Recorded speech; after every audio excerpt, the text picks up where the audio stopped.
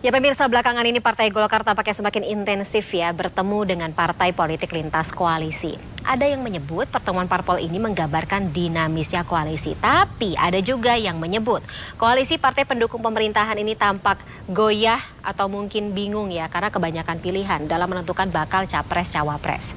Nah pertanyaannya, apakah pertemuan Golkar dengan 3 parpol non-koalisi lain ini adalah manuver kepanjangan tangan dari istana untuk menegosiasikan ulang kepentingan dalam Pilpres 2024 khususnya? Kita langsung saja berbincang dengan para narasumber yang sudah hadir bersama kita. Via sambungan Zoom ada Ketua DPP Partai Golkar Putri Aneta Komarudin dan Ketua DPP Partai Persatuan Pembangunan atau P3 Ahmad Baidowi, serta di studio sudah hadir bersama kami Direktur Eksekutif Indonesia Political Review Ujang Komarudin. Saya sapa terlebih dahulu Mbak Putri, Kang Awi, Kang Ujang. Ya. Assalamualaikum warahmatullahi wabarakatuh. Selamat sore senior semua, Mbak Fani.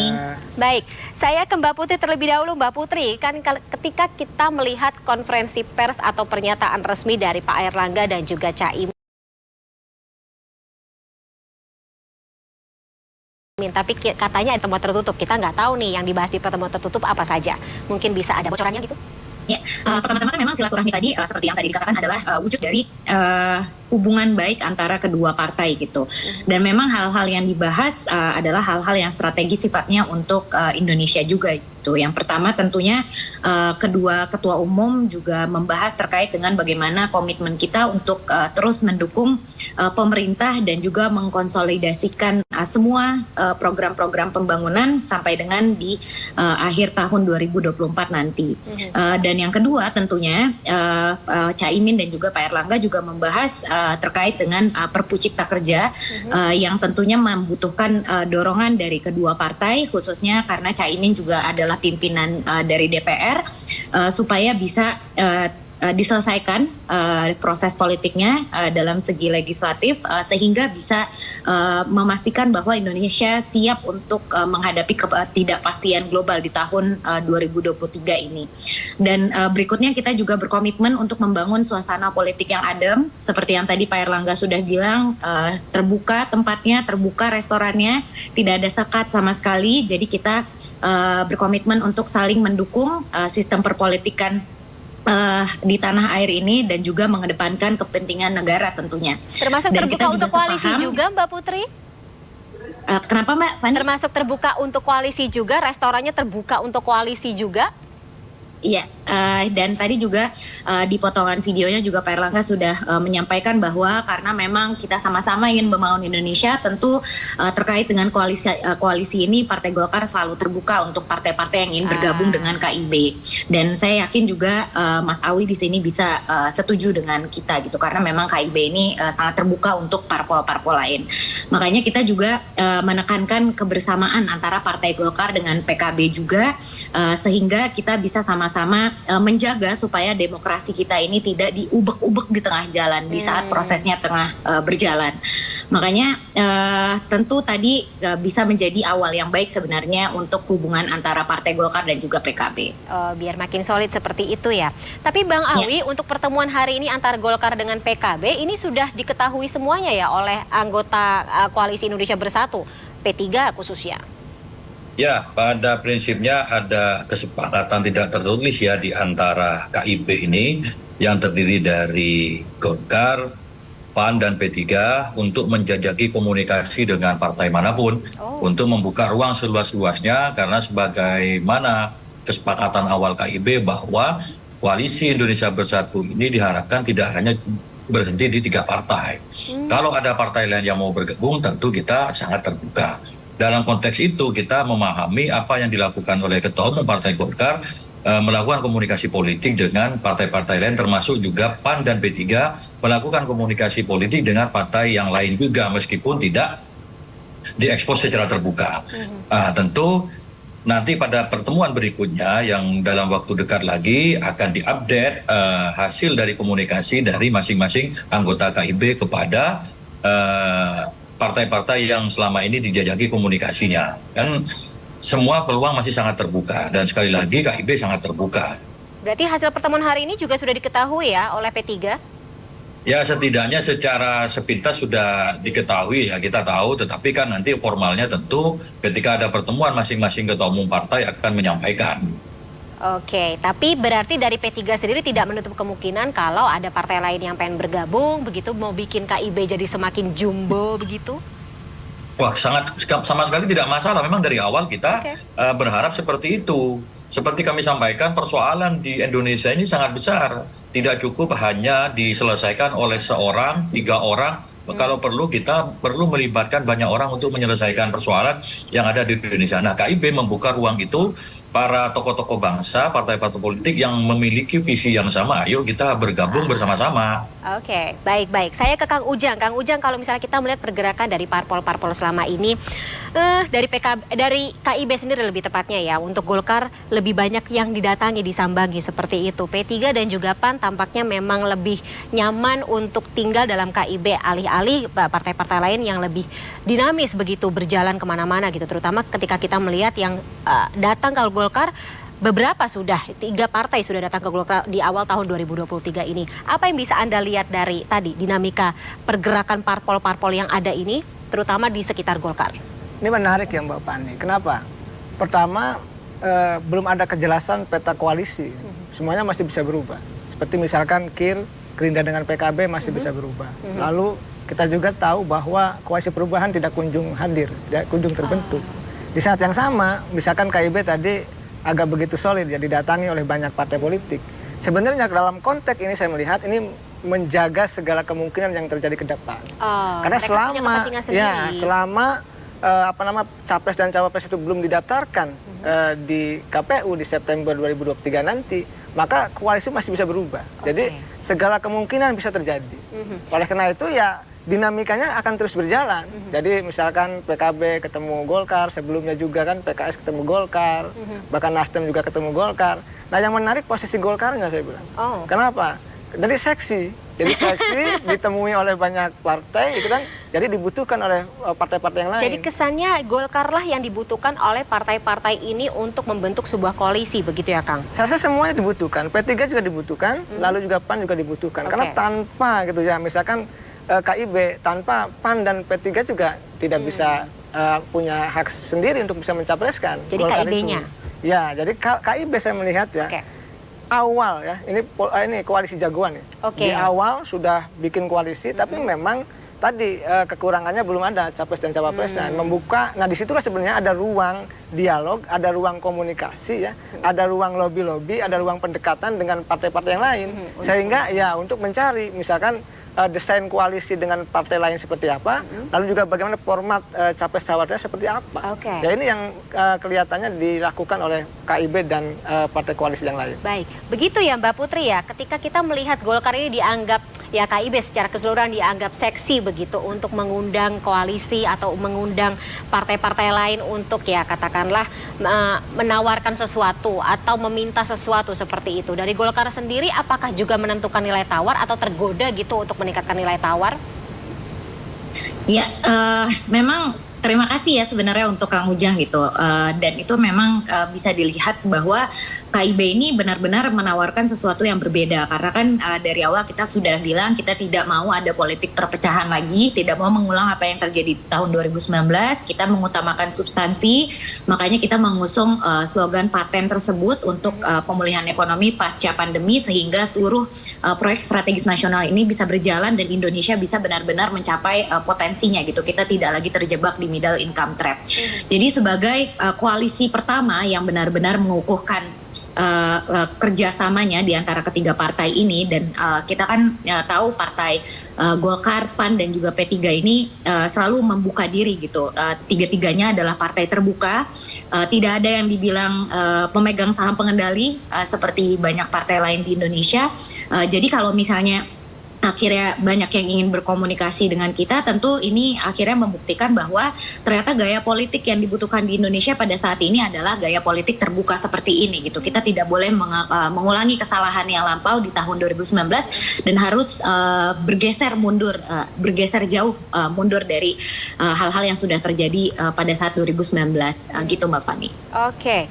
Tapi lagi-lagi bicara mengenai nilai tawar itu juga gitu, ada yang mengatakan ini apa ya, katakanlah ada influence seperti itu, ada pengaruh dari pihak istana khususnya? Karena kalau misalnya kita baca timeline-nya nih Mbak Putri kan gitu, yang datang ke Golkar ini kok ya bertepatan dengan tadi ada isu reshuffle, kemudian isu deklarasi nama capres lain dari koalisi lain. Ya, hal-hal seperti itu yang lagi-lagi menimbulkan sebuah narasi bahwa ada peran serta dari istana dalam lobby-lobby ini. Iya. Kemarin kan partai yang kita temui juga sebenarnya Partai Nasdem itu adalah partai pemerintah. Kita tahu Pak Surya Paloh juga sudah menyampaikan bahwa walaupun sudah mengusung capresnya, tapi Nasdem tetap setia mengawal agenda pemerintah dan tetap menjadi koalisi pemerintah. Dan PKS sebagai oposisi juga tentunya melengkapi apa yang menjadi mungkin evaluasi kita dari kinerja pemerintah pada saat ini. Jadi pertemuan itu kan sebenarnya saling mengisi. Jadi ketika ada orang-orang yang bilang bahwa ini adalah intervensi dari istana terkait dengan pertemuan ini, tentunya kita melihat justru dari sisi bagaimana pertemuan-pertemuan ini bisa memberikan narasi ataupun ide-ide segar yang bisa kita bawa masing-masing di level eksekutif ataupun legislatif. Karena kita tahu di beberapa partai yang sudah kita temui ada yang menjadi menteri di kabinet, banyak juga pimpinan di DPR dan juga di komisi di DPR yang diisi oleh partai-partai tersebut. Jadi sebenarnya yang perlu kita titik beratkan di sini adalah bagaimana tahun 2023 ini walaupun tahun politik tetap kita bisa pakai untuk kita tetap fokus gitu pada pembangunan Indonesia. Jadi mungkin Mbak Fani kalau dibilang ada intervensi, kita sih ingin melihatnya justru dari bagaimana ini bisa menjadi hal yang produktif antar partai ini untuk terus bersilaturahmi menuju 2024. Baik. Untuk Bang Awi, ada pernyataan dari Pak Airlangga yang disampaikan dalam pertemuan hari ini yang saya penasaran apa tanggapan dari P3 sendiri. Tapi tahan dulu ya jawabannya Bang Awi, Mbak Putri dan juga Kang Ujang. Kita akan jeda terlebih dahulu. MNC News Now masih akan kembali pemirsa. Tetaplah bersama kami. Terima kasih pemirsa Anda masih bersama kami dalam MNC News Now. Dan saya juga masih bersama dengan 3 narasumber kita sore hari ini. Ketua DPP Partai Golkar Putri Aneta Komarudin dan Ketua DPP Partai Persatuan Pembangunan atau P3 Ahmad Baidowi via sambungan Zoom serta Direktur Eksekutif Indonesia Political Review Ujang Komarudin yang berada di studio bersama saya sore hari ini. Saya ke Bang Awi. Bang Awi, tadi dalam pertemuan antara Golkar dan PKB hari ini Pak Airlangga, di sebelahnya ada Caimin dari PKB, Pak Airlangga mengatakan Golkar dan PKB sudah cukup. Lagi-lagi ini menimbulkan kata-kata yang bisa menimbulkan tafsiran berbeda gitu. Kalau kita hitung secara parliamentary threshold, memang Golkar dan juga PKB kalau berdua saja sih secara koalisi sudah cukup untuk menembus ambang batas parlemen. Tapi kalau dari P3 sendiri menangkap makna apa? Ya, itu kan sebagai bagian dari komunikasi Pak Airlangga untuk bisa mengajak PKB ke Koalisi Indonesia Bersatu ya, sebagaimana statement beliau udah beberapa waktu yang lalu. Nah, komunikasi kami terakhir di antara pimpinan partai bahwa KIB masih tetap sepakat, sangat solid untuk tetap berkoalisi. Namun demikian, KIB yang beranggotakan 3 partai itu tentu kita harapkan bisa bertambah lagi. Apakah kemudian partai parlemen atau non-parlemen? Ya dua-duanya bisa, karena pemilu presiden pendaftaran capres itu masih bulan Oktober. Masih ada 8 bulan ke depan, dinamika politik pasti akan selalu berubah. Tetapi komitmen dari KIB tetap kita pegang bersama-sama gitu. Tapi jadi solid ya Bang Awi, tidak akan berkurang begitu? Masih solid, kalau perlu bertambah kita ini.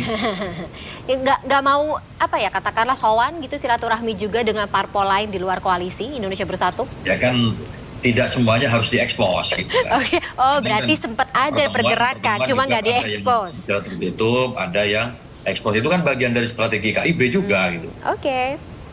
Tapi Mbak Putri, tadi pernyataan atau perkataan dari Pak Airlangga, apa sih perlu ditafsirkan lain begitu? Ya, kita kira justru sebaliknya ya, pernyataan Pak Airlangga itu bisa kita tafsirkan dengan bagaimana Partai Golkar justru bersama dengan PKB ini bisa memperbesar ikatan koalisi yang sudah kita bangun bersama dengan P3 dan PAN. Dan juga tentu untuk mempererat lagi kerjasama kami sebagai partai pemerintah di akhir masa periode Pak Jokowi ini.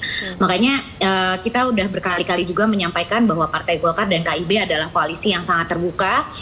Kita berharap kita bisa sama-sama mencapai visi dan target yang sama tentunya. dan silaturahmi yang dibangun ini tentunya kita harapkan supaya bisa terus memperkuat komunikasi dan juga kerjasama untuk kinerja pemerintahan kita ke depan. Jadi ketika Pak Erlangga bilang kayak gitu, justru ini adalah undangan untuk PKB sendiri untuk bisa bersama-sama membangun bersama dengan koalisi Indonesia Bersatu. Jadi Gitu, berdua saja sudah cukup. Ini maksudnya berdua sudah cukup untuk sama-sama mengajak yang lain, begitu ya Mbak Putri? Apalagi ketika ditambah dengan PAN dan P3 lalu ada PKB, kan berarti sudah sangat lebih dari cukup gitu untuk koalisinya. Baik, kalau Kang Ujang apa yang bisa Anda tangkap gitu dari gestur, kemudian juga perkataan yang muncul hari ini dari dua ketua umum parpol yang bertemu tersebut? Kalau saya meyakini Mbak Fani ya, KIB itu tidak akan berkurang, dia tetap solid, ya tidak bakal bisa goyang. Karena kalau goyang, ini koalisi yang paling solid gitu ya? Ya, kenapa?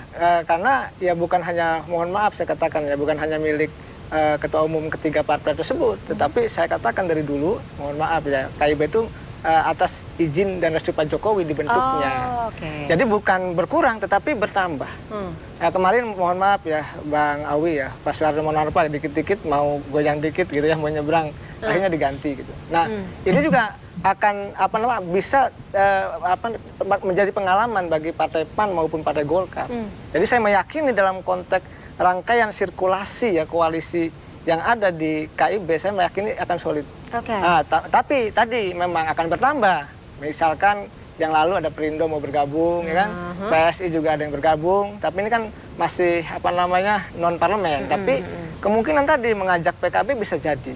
Nah, karena kalau gini konstruksinya, kalau konstruksinya itu dua pasangan calon presiden, ya mungkin KIB akan nanti didukung oleh banyak partai yang lain gitu loh. Kalau ada konstruksi dua pasang, tetapi kan kita menginginkan ya 3 atau 4 pasang lah begitu.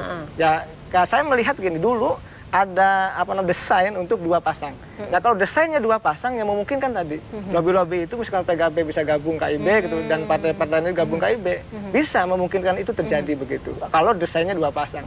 Tetapi mudah-mudahan ya kita ingin banyak 3 atau 4 pasang lah, agar banyak pilihan kira-kira seperti itu. 3 atau 4 pasang yang lagi-lagi ya narasinya kan gitu. Kalau misalnya kita melihat KIB, kemudian juga bagaimana visi dan misi yang ditelurkan, seperti kata Kang Ujang tadi, kalau ada restu dari presiden gitu saat ini atau restu dari istana, berarti jalannya lebih mulus begitu. Berarti ini kan antara 4 pasang, 3 atau 4 pasang yang siapapun itu yang akan dimajukan dalam Pilpres 2024, mau nggak mau ada influence juga dari istana, begitu kah? Ya, saya melihat begini, Pak Erlangga sudah mengatakan kan dalam HUT yang ke-58 ketika itu, bahwa soal capres itu menunggu restu Pak Jokowi, itu sangat clear sangat jelas, itu di media dikatakan seperti itu. Tetapi kan itu tidak membuat Golkar dan PAN lalu P3 diam saja, tetap bergerak. Politik itu kan dinamis, segala kemungkinan bisa terjadi. Pak Jokowi juga bisa berubah juga, kita tidak tahu. Oleh karena itu saya melihat ya ini yang menariknya di politik, kapanpun bisa terjadi, dan kita tahu Pak Mahfud MD bagaimana ketika detik-detik terakhir digantikan oleh Pak Mahfud 2019 ya. Saya mengatakan semua yang terjadi hari ini masih terus akan kencang dinamikanya. Kenapa? Karena sebelum didaftarkan di KPU di September 2003 nanti, maka semuanya masih bisa berubah. Nah, yang menarik lagi saya ingin katakan, tadi kalau kita baca peta hari ini gitu ya, ini sedang menunggu PDIP sebenarnya. PDIP yang sedang ditunggu ini, Pak Jokowi nunggu PDIP, semua partai juga menunggu PDIP. Bang Asro Sani juga mengatakan dari P3 mengatakan menunggu PDIP juga. Kenapa? Karena yang dicalonkan oleh PDIP siapa? Ini penting. Jadi abis ada nama yang dicalonkan PDIP, baru koalisi-koalisi lain atau parpol-parpol lain juga bergerak begitu? Ya, karena akan berpengaruh terhadap koalisi yang lain. Nah, kenapa? Misalkan kalau mencalonkan Ganjar, ya kan, nah KIB akan gabung dengan PDIP. Ya kan itu memungkinkan juga PKB juga gabung gitu loh. Tetapi kalau mencalonkan Puan, nah ini juga kan Ganjar bisa jadi dengan yang lain gitu. Jadi ini yang sedang ditunggu oleh semua ya kita rakyat Indonesia dan elit-elit di Republik ini. Mengingat bahwa PDIP belum melakukan deklarasi apapun ya, atau mau koalisi dengan siapapun. Begitu ya, Mbak Putri. Jadi apa katakanlah langkah-langkah gitu, kalau misalnya kita melihat manuver gitu dalam catur ini, kita harus menunggu pionnya datang dari PDIP dulu seperti itu? Yang tentu selalu ada strategi yang dilakukan oleh masing-masing partai gitu. Makanya untuk terus bersilaturahmi dengan partai-partai lain, termasuk juga PDIP, selalu masuk dalam agendanya Partai Golkar. Sambil terus memperkuat lagi konsolidasi dengan KIB sendiri. Karena kita sudah merasakan sendiri bahwa mengukuhkan koalisi sebelum semua orang berkoalisi itu menjadi sangat bermanfaat gitu. Kinerja kita di DPR RI dan juga DPRD menjadi lebih produktif gitu. Kita menjadi satu visi dalam melakukan kerja-kerja kita di tingkat eksekutif dan legislatif, dan yang paling penting tentunya bagaimana kita akhirnya tidak lagi mengedepankan politik sidang isbat atau yang di akhir-akhir di akhir-akhir aja gitu kelihatannya kan. Kadang-kadang masyarakat merasa tidak dilibatkan ketika semua itu diumumkannya di akhir-akhir pencalonan gitu, ataupun misalnya di akhir-akhir masa perang. Jadi kita ingin mengedepankan rasa keterbukaan ini seperti pertemuan tadi dengan PKB, makanya kita siarkan kepada publik. Kenapa? Karena kita ingin juga masyarakat merasa terlibat dengan proses demokrasi yang sedang terjadi. Jadi tidak hanya para elit politik ini saja yang bisa belajar gitu terkait dengan kancah perpolitikan Indonesia. Jadi lihat elektabilitas juga dong ya Mbak Putri, yang populis begitu, yang disukai oleh rakyat, media darling gitu juga jadi pertimbangan dong. Ya. Dan di beberapa kesempatan sebenarnya Partai Golkar selalu bilang bahwa sebagai partai yang selalu menjadi partai koalisi pemerintah, kita memang tidak berbakat kan menjadi oposisi. Kita mengedepankan orang-orang yang teknokratis, yang tahu caranya untuk membangun Indonesia, tidak hanya menjual kata-kata gitu. Jadi untuk kita elektabilitas itu harus dibarengi juga dengan kualitas sosok tersebut, dan harus sudah punya rekam jejak yang baik dalam membangun Indonesia, pengalaman di tingkat eksekutif dan legislatif, dan tentu itu bisa kita lihat dari Pak Erlangga sendiri. Dan memang kita sudah sepakat di Munas Golkar yang lalu bahwa Pak Erlangga adalah calon presiden kita. Tapi ini memang masih kita diskusikan terus dengan PAN dan P3 tentunya dalam KIB. Jadi segala sesuatu masih sangat dinamis pada saat ini. Nah kalau untuk P3 sendiri, kalau begitu Bang Awi, terakhir mungkin ya, nilai tawarnya seperti apa? Dan kemudian ya lagi-lagi kalau misalnya kita bicara mengenai lobby-lobby, tentu untuk capres dan juga cawapresnya P3 sendiri juga punya pertimbangan atau standarisasi tersendiri dong. Cocok apa nggak cocoknya gitu? Ya, pertama nilai tawar kalau dikatakan Iwan Saidbar, P3 meskipun hanya 4,5% suara dan 3, sekian persen kursi itu sangat menentukan di KIB. Tanpa P3, PKIB tidak bisa memenuhi threshold 25% suara atau 20% kursi.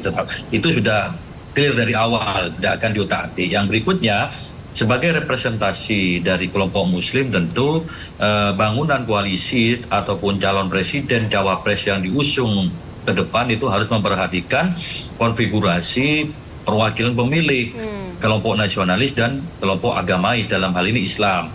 Dari beberapa pengalaman Pilpres memang selalu itu saling melengkapi antara nasionalis dengan agamais atau yang dari kelompok Islam. Nah, ini menjadi kekuatan, dan kami di KIB sudah sadar dengan kekuatan masing-masing anggotanya, sehingga kenapa sampai hari ini kami masih tetap solid, karena sudah mengetahui posisi masing-masing saling melengkapi satu sama lain.